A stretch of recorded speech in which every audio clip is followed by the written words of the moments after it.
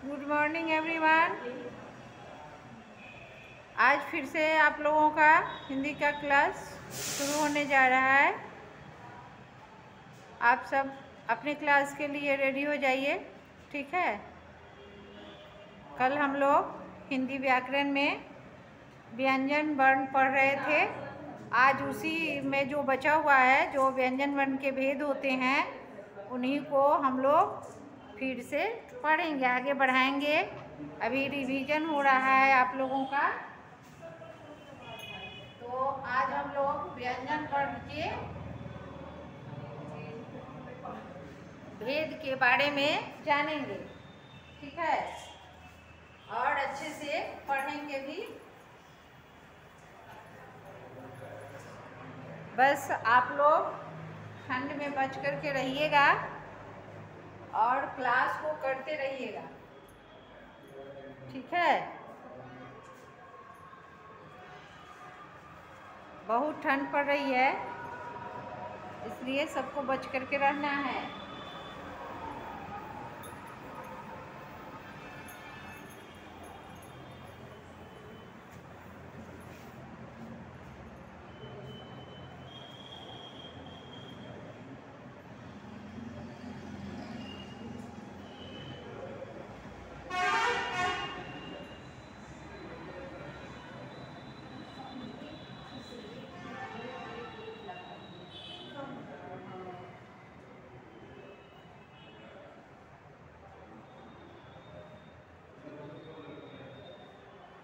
अब हम लोग अपने क्लास को आगे बढ़ाएंगे।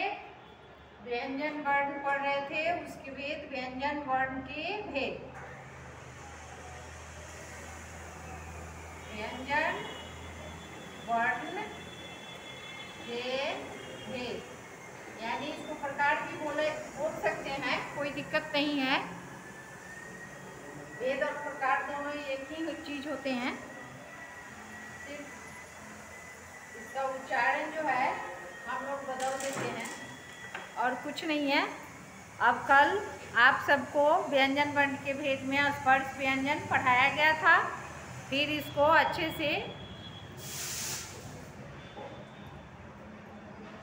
रिवाइज कर लेना है और पढ़ना भी है अच्छा से।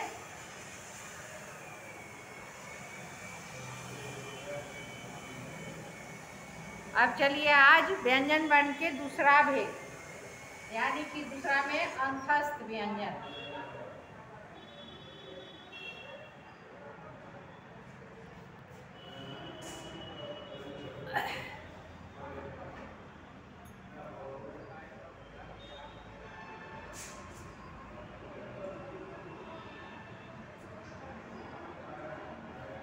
अब देखिए, इसमें पहले सब सुन लीजिए, उसके बाद में मैं लिखवाऊंगी। देखिए, अंतस्थ व्यंजन का जो उच्चारण है वह हमारे मुख के मध्य से किया जाता है। मध्य माने समझते हैं ना, मध्य यानी कि जैसे तालु हो गया, मूर्धा हो गया, समझे। और व्यंजन वर्णों में अंतस्थ व्यंजन होते कितने हैं? तो 4 होते हैं। अंतस्थ व्यंजनों की संख्या 4 होती है। और वह कौन कौन से वर्ण हैं उसके बारे में जान लीजिए। य, र, ल, व।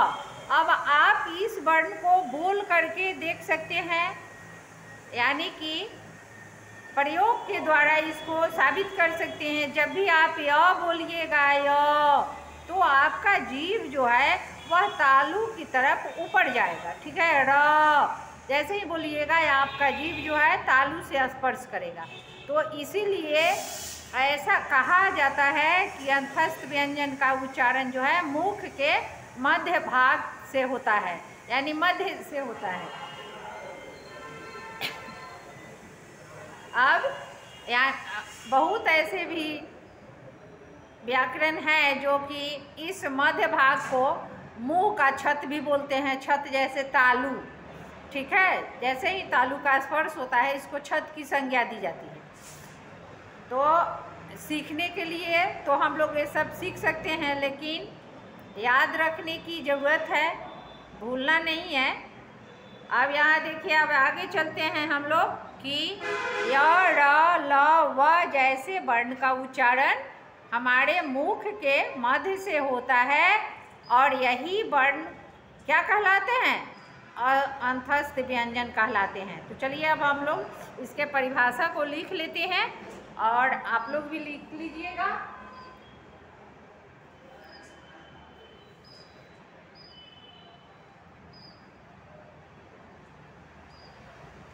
अंतस्थ व्यंजन, देखिए एक तरह से और भी अंतस्थ लिखा जा सकता है, लिखा जाता है, ठीक है। यहाँ विसर्ग दे करके भी ऐसे लिखा जाता है, ठीक है। अंतस्थ ऐसे भी लिखते हैं। अंतस्थ व्यंजन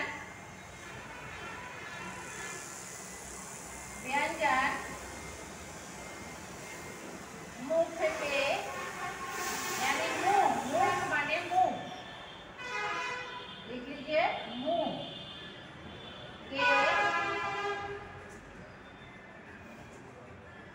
मध्य से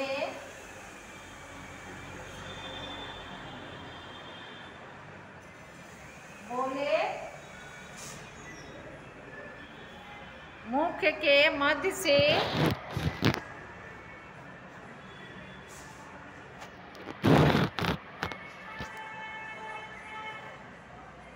बोले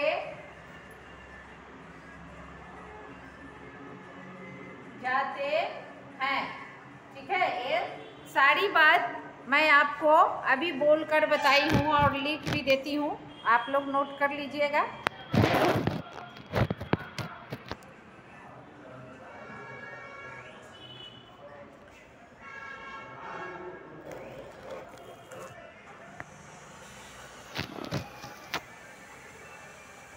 अब हम लोग आगे बढ़ते हैं।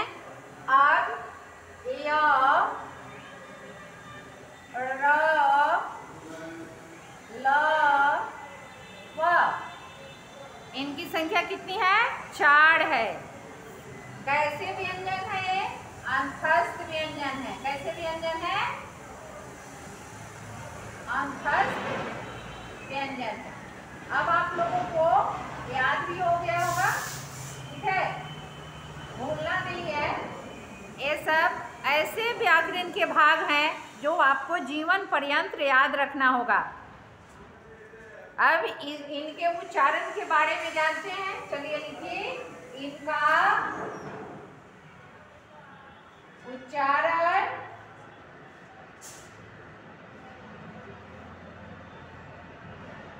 मुंह के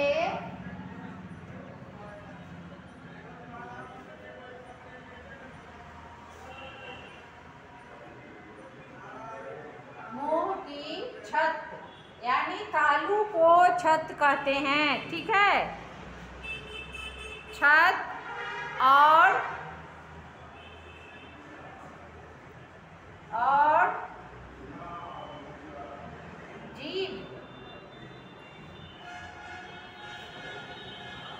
जीभ के बीच से होता है।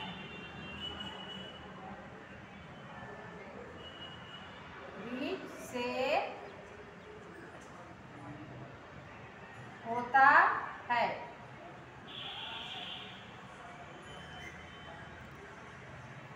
इसलिए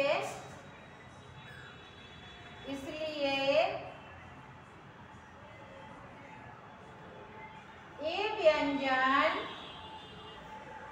यानी ये व्यंजन का मतलब य, ड़, ल, व, ठीक है। ये व्यंजन जैसे ब्रैकेट में यहाँ लिख देती हूँ मैं, य, ड़, ल, व, अंतस्थ व्यंजन कहलाते हैं। अंतस्थ व्यंजन कहलाते हैं।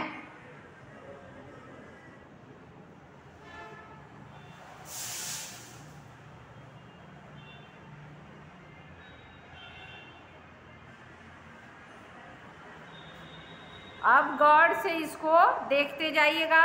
अब चलिए, अब तीसरे नंबर पर आते हैं उष्ण व्यंजन।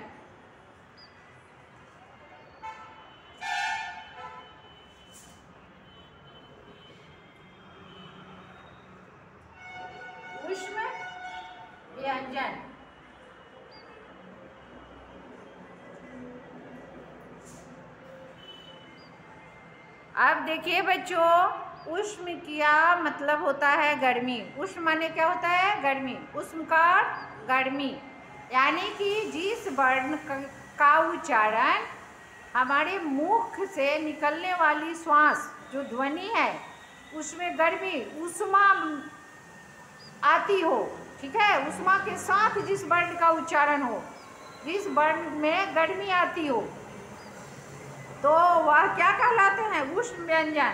अब अभी आप लोगों को मैं बताई कि अंतस्थ व्यंजन 4 होते हैं, उसी तरह से उष्ण व्यंजनों की संख्या भी 4 ही होती है। कितने होते हैं उष्ण व्यंजन? 4। अब देखिए, इसमें उष्ण व्यंजन में 4 ऐसे वर्ण हैं जिनका उच्चारण जो है स से होता है, ठीक है।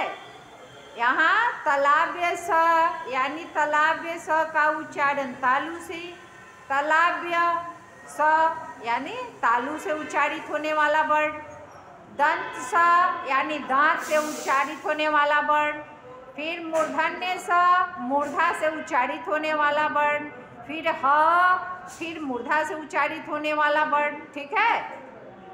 तो उष्ण व्यंजन में भी 4 वर्ण होते हैं और इन्हीं 4 वर्णों को हम उष्ण व्यंजन कहते हैं। फिर सुनिए, तलाव्य स तालु से उच्चारित होने वाला वर्ण, मूर्धन्य स मूर्धा से उच्चारित होने वाला वर्ण, दंत्य स दांत से उच्चारित होने वाला वर्ण, और ह फिर मूर्धा से उच्चारित होने वाला वर्ण, ठीक है।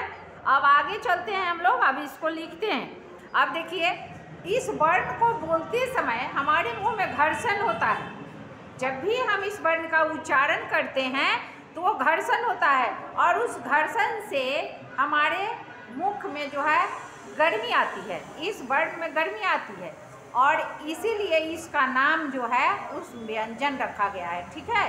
अब समझ गए कि जिस वर्ण का उच्चारण हमारे मुख के घर्षण से होता हो, हमारे मुख में बोलने के समय काफ़ी घर्षण हो, आप किसी भी चीज़ को घसीएगा तो उसमें से गर्मी आएगी, कहीं अलग नहीं जाना है। अपने मान लीजिए कि इसको प्रैक्टिकली रूप से अगर देखना है तो अगर अपने हाथ पर ही हाथ रख कर करिएगा तो घसीएगा तो वहाँ पे गर्मी दिखने लगेगी आपको। इसी तरह से इस वर्ण का उच्चारण जो है मुख में घर्षण देता है, और उस घर्षण के कारण उस वर्ण के उच्चारण में गर्मी आती है, इसलिए इसका नाम जो है उष्ण व्यंजन रखा गया है। अब चलिए लिखते हैं हम लोग, तलाव्य स, मूर्धन्य स, दंत स और ह, और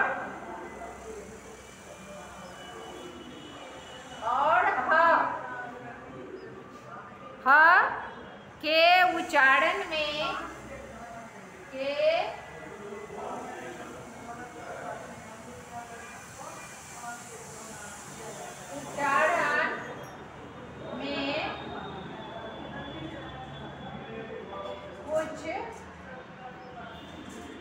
कुछ घर्षण होता है, कुछ घर्षण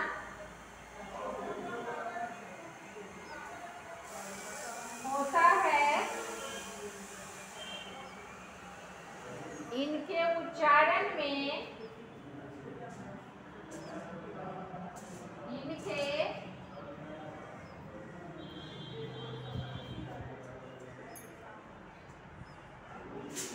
उच्चारण में मुख से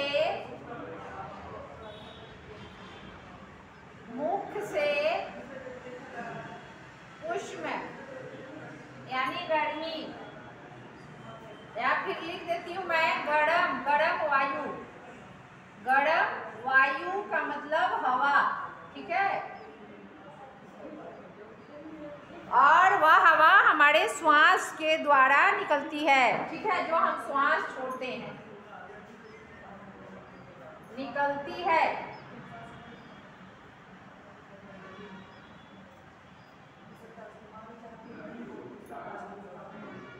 निकलती है, इसलिए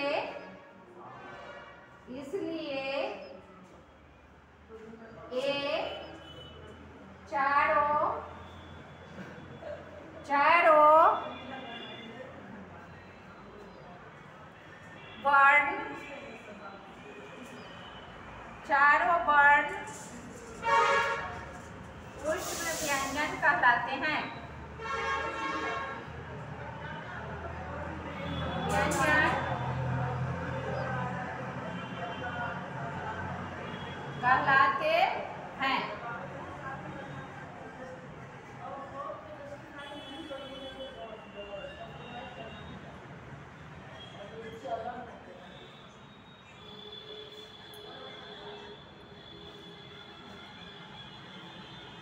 अब देखिए, अब इस व्यंजन में दो नए वर्ण आते हैं, उनका नाम है, दो नए वर्ण आते हैं। अब यहाँ पे आपको दो नए वर्ण, यहाँ हम लिख देंगे, नए वर्ण के नाम दे रही हूँ मैं, नए वर्ण। अब देखिए ये नए वर्ण कौन कौन से हैं उसको हम लोग जानेंगे। यहाँ देखिए, उस दिन भी मैं बताई थी अंग और ढ, अंग और ढ, ये क्या है, नए वर्ण के नाम से जाने जाते हैं। हिंदी में इनकी अपनी ध्वनि होती है। हिंदी में क्या होती है, अब अगर याद नहीं रहेगा तो मैं लिख भी देती हूँ कि इस वर्ण के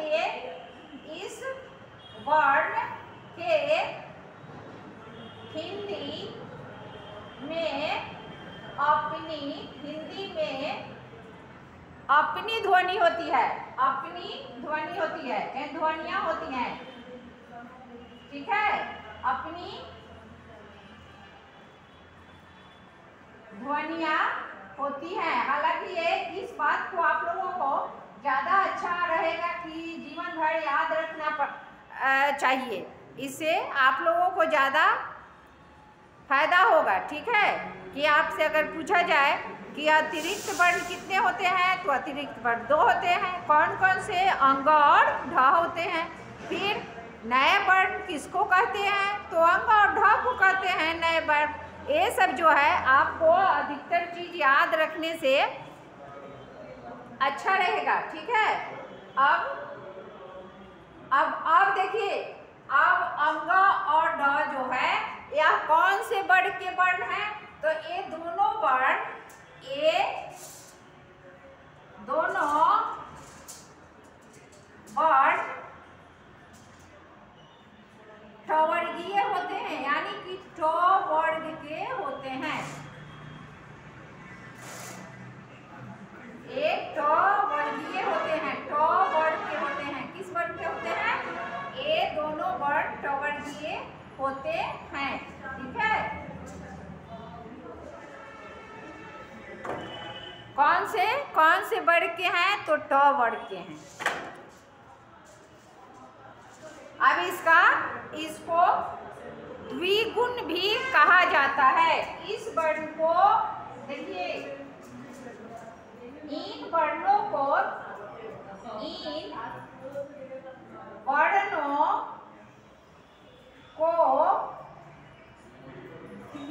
द्वि माने दो, द्विगुण यानी दो गुण देने वाला, द्विगुण वाले वर्ण भी कहे जाते हैं, ठीक है। द्विगुण भी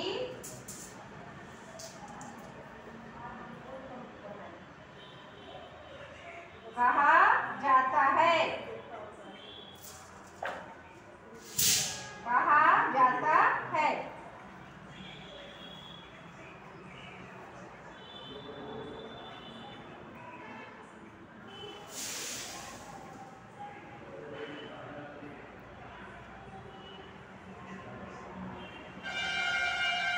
अब इसको समझाने के लिए मैं बता देती हूँ कि अच्छा रहेगा। अब देखिए, हम लोग लिखते हैं कीड़ा, पढ़ते हैं।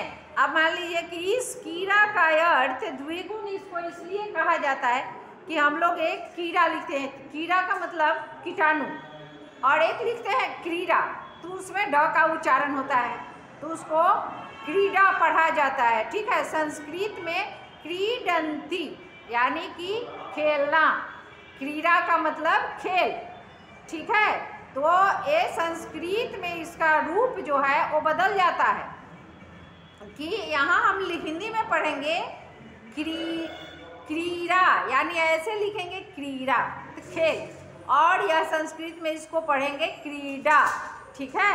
और अगर कीड़ा लिखते हैं तो कीड़ा का मतलब कीड़ा, कीटाणु, समझे, इसीलिए इसको द्विगुण कहा जाता है कि जैसे संस्कृत में इसका बोध अलग होता है और हिंदी में इसका बोध अलग होता है, इसलिए इसको द्विगुण कहा जाता है। तो बच्चों, अब आज का क्लास मैं यहीं पे समाप्त करती हूँ। बहुत काफ़ी ठंड है, आप लोग अच्छे से रहिएगा। फिर स्कूल जब सुचारू रूप से, नियमित रूप से चालू हो जाएगा तो हम लोग फिर मिलेंगे क्लास में, और जो भी दुविधा होगी, जो भी डाउट होगा, उसको हम लोग अपने क्लास में अच्छे से समझ लेंगे। तब अब क्लास समाप्त कर रहे हैं, फिर हम लोग कल मिलेंगे बाबू। तब तक के लिए बाय बेटा, खुश रहिए।